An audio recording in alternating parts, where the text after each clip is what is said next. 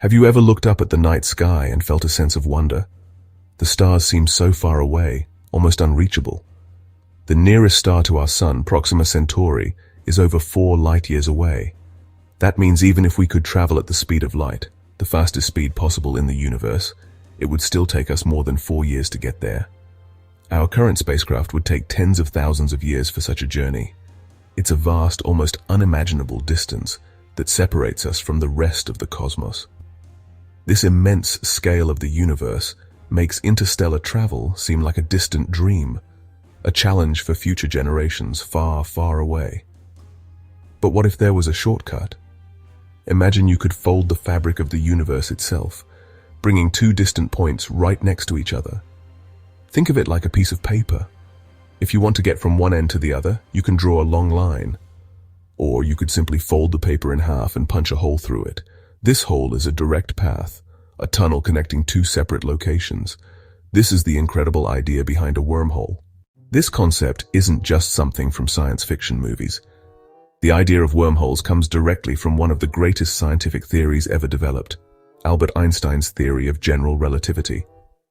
Einstein showed us that space and time are not separate things, but are woven together into a single fabric called space-time. He also showed that massive objects like stars and planets can bend and warp this fabric. Imagine a large, stretched-out rubber sheet. If you place a heavy bowling ball in the middle of it, the sheet will bend and create a dip.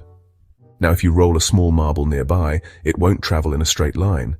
Instead, it will follow the curve created by the bowling ball, spiraling inwards. In 1915, Einstein published his theory of general relativity, providing the equations that describe how matter and energy curve space-time. Just a few months later, a German physicist named Karl Schwarzschild found the first exact solution to these equations. His solution gave us a mathematical description of what we now call a black hole, an object with gravity so strong that nothing, not even light, can escape once it crosses a boundary called the event horizon.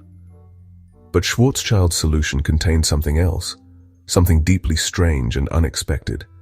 The mathematics seemed to describe not just a black hole, but also a white hole, a hypothetical region of space-time that you can't enter from the outside, but from which matter and light can escape. The term wormhole itself wasn't coined by Einstein or Rosen. It came much later, in the 1950s, from the American theoretical physicist John Archibald Wheeler. Imagine a worm crawling on the surface of a large, shiny apple. The worm wants to get from the top of the apple to the bottom. It could crawl all the way around the outside, a long and time-consuming journey across the curved surface of the apple's skin. But there is another option. The worm could, instead, chew a tunnel directly through the center of the apple. This tunnel provides a massive shortcut, a direct path from the top to the bottom that is much shorter than the path along the surface. This tunnel is the wormhole. For decades after Einstein, Rosen, and Wheeler, wormholes remained largely a theoretical curiosity.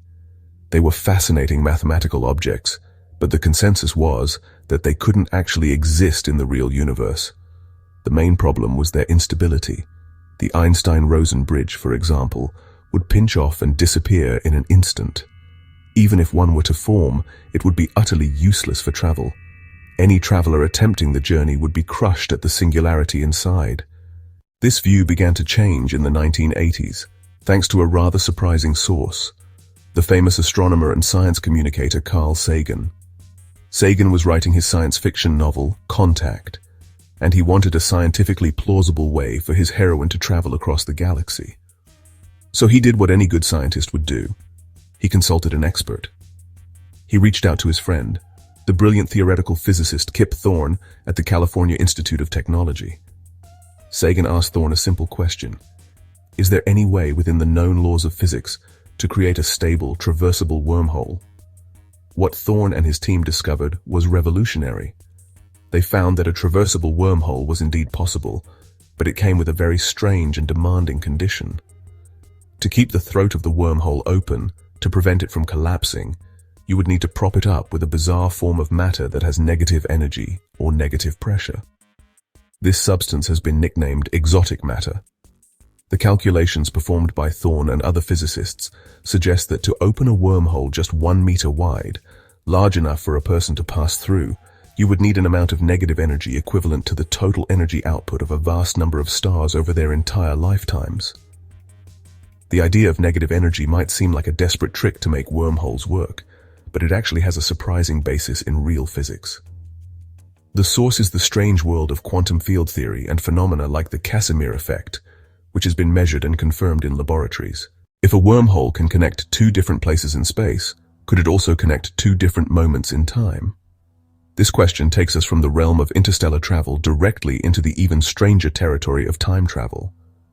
The connection between wormholes and time travel arises directly from Einstein's theory of relativity. If you have a wormhole connecting 2 points, you have 2 mouths to the tunnel. If you took one mouth on a journey at nearly the speed of light and then brought it back, time dilation would take effect. You would have created a time difference between the 2 ends of the same tunnel. The wormhole has become a two-way gate, connecting 2 different points in history. A traveler in the year 3100 could enter one mouth and emerge from the other in the year 3001, traveling 99 years into the past. The moment you introduce the possibility of traveling into the past, you run into a series of famous and deeply troubling logical problems known as paradoxes. The most famous of these is the grandfather paradox. A time traveler goes back in time and causes their grandfather's death before he has a chance to meet their grandmother. If the grandfather dies, he can't have children, meaning the traveler's parent is never born. If the traveler is never born, they could not have gone back in time to kill their grandfather in the first place. This creates an unbreakable loop of contradiction. Faced with these paradoxes, physicists have proposed several solutions, from the Novikov self-consistency principle to Stephen Hawking's chronology protection conjecture, suggesting the universe may have its own ways of protecting the integrity of the timeline. While physicists debate the complex mathematics of exotic matter and the paradoxes of time travel, storytellers have embraced wormholes with open arms. In the world of popular culture, these cosmic tunnels are not just theoretical possibilities. They are essential plot devices, powerful symbols, and gateways to adventure. One of the most iconic examples is the television series Stargate SG-1, which built its entire premise around a network of ancient wormholes connecting planets across the galaxy. The Stargate franchise popularized the idea of a wormhole as a reliable transportation system, a kind of cosmic subway. More recently, the 2014 film Interstellar, made with the scientific consultation of Kip Thorne himself, brought a new level of realism to the portrayal of wormholes. The film depicted the wormhole as a calm, spherical distortion in space, based on Thorne's actual calculations. The constant presence of wormholes in our stories does more than just entertain us. It actively shapes our expectations for the future of space exploration. These stories keep the dream of interstellar travel alive in the public consciousness, ensuring that we continue to look up at the stars with a sense of wonder and ambition. The relationship between science and fiction is not a one-way street. Fiction can provide a sandbox for theoretical physicists to play in, creating a feedback loop where imagination inspires science, and science, in turn, inspires new stories. We have journeyed to the very edge of theoretical physics, through the warped fabric of space-time, and into the heart of cosmic mystery. So, what have we learned? What do we truly know about wormholes? The honest answer is that they remain, for now, a beautiful and compelling mathematical idea rather than a confirmed physical reality. They are a valid solution to Albert Einstein's equations of general relativity, giving them a solid foundation in our best theory of gravity. However, the gap between the tiny amounts of negative energy seen in quantum effects and the planet-sized quantities needed to sustain a macroscopic wormhole is vast, a chasm we currently have no idea how to cross. Despite all our progress, the wormhole remains one of the most profound and enduring mysteries in all of science. The central unanswered question is simple. Do they, or can they, exist in our universe? At this moment, we simply do not have the evidence to say for sure.